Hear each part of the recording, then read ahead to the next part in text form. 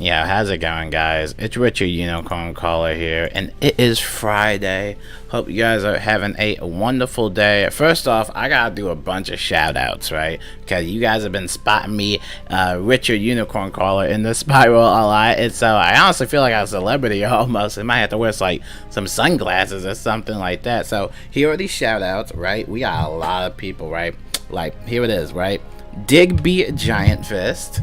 And we also got Evan Spellbreaker. I believe I met both of these people in the Cavity Chamber run, which we did in a trio, right? That's actually ironic because I actually did that battle with 4 people, and then the Myth person left because they didn't like the Death Wizard spamming like weaknesses and stuff like that. So I don't know, it's crazy to imagine how you can do some of these battles with just 3 people and not like a full stack of like a full team of 4. I don't know, it's crazy to me. We also got Jesse. I met him in the hatchery, and we also got my boy Anthony Deathcaster. I also met him in the hatchery as well. So it looks like I'm gonna have to play hard to get with some of you guys, but yeah, thank you guys for saying hi. It's always nice seeing everybody in the spiral. It feels awesome. So yeah, thank you guys so much with all that stuff. All right, let's get right into the video. Right now we have another little super pack that's in the crown shop. I believe it's the Phoenix one, but like I said, we're not really gonna get into like the crown shop much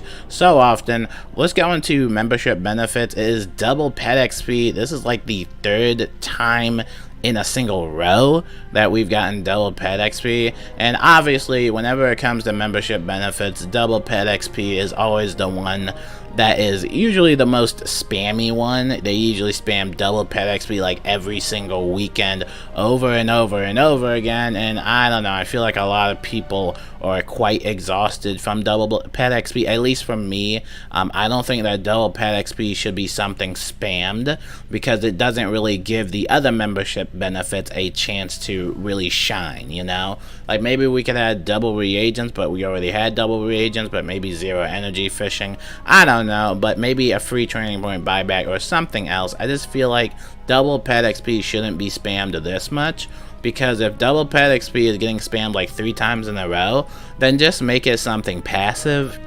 I don't know, that's just, hey, that's just something for me. Like, if you're a member, just make it something passive that doesn't require a set calendar, and especially when it gets spammed this hard, like 3 times in a row. I mean, come on, man.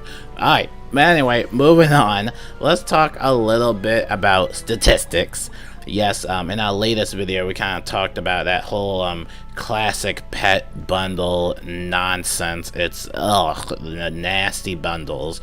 But this time, we're actually going to get into player counts and graphs and whatnot. So if you don't like math, you're going to love this video. I'm just kidding. But yeah, we're just going to jump right into the video, and we're going to talk about Steam.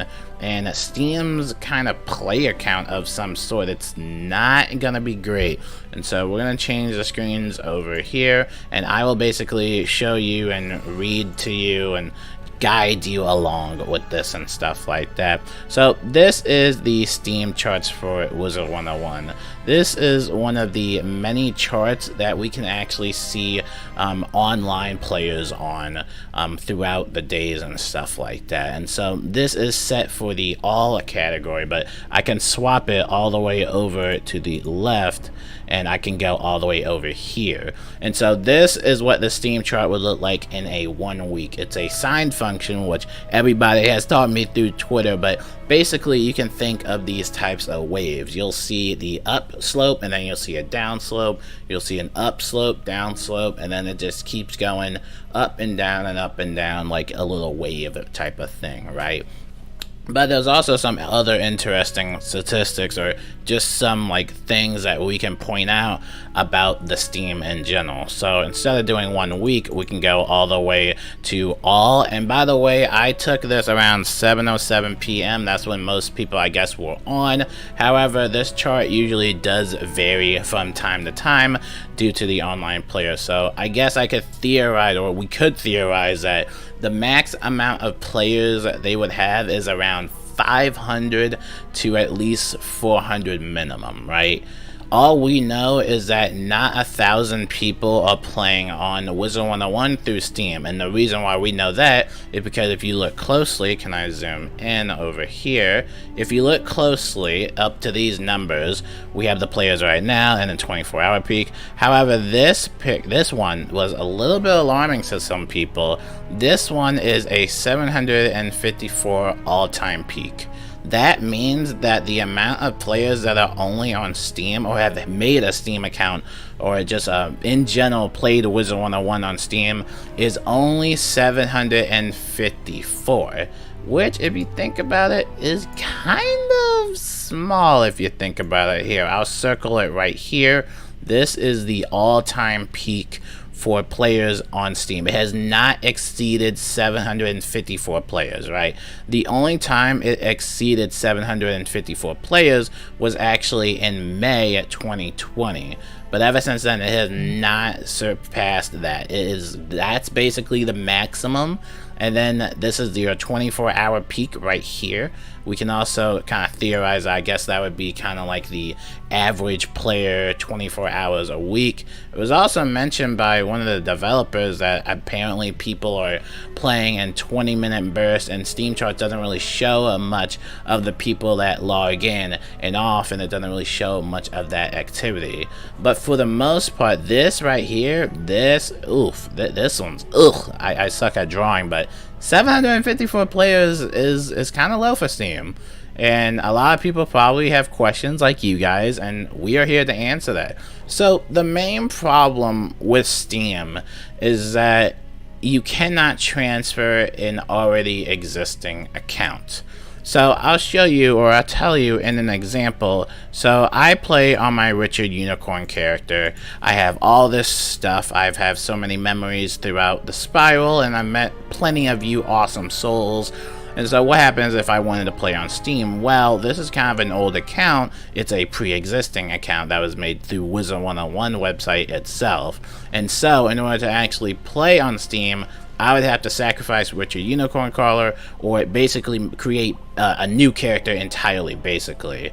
The problem with this is that you can't transfer your characters, right? You have to make an entirely different set account with emails and stuff like that, an entirely new account, and you have to do that through Steam itself.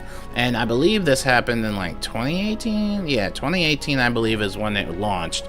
But when Steam launched on the services, everybody was like, oh, Wizard101 is on Steam, I'm so happy.